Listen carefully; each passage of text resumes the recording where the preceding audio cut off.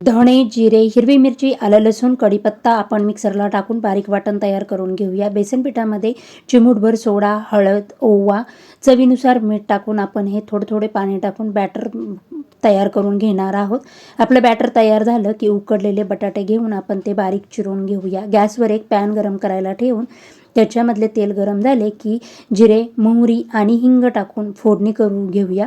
आपली फोडणी तयार झाली की त्यामध्ये हिरव्या मिरचीचा ठेचा टाकून एक 5 मिनिटं परतून त्यामध्ये हळद, उकडलेले बटाटे, चवीनुसार मीठ टाकून आपण एकजीव करून घेणार आहोत आणि बारीक चिरलेली कोथिंबीर टाकून गॅसची फ्लेम बंद करून आपण हे थंड करून घेणार आहोत. थंड झाल्यानंतर आपण छोटे छोटे बटाटे वडे तयार करून घेणार आहोत आणि हे बटाटे वडे बेसन पिठात डिप करून आपण गरम तेलात सोडून घेणार आहोत. छान असा गोल्डन कलर आला की आपले बटाटे वडे तयार झालेले आहेत. आता आपण त्याच तेलामध्ये हिरव्या मिरच्या तळून घेऊया.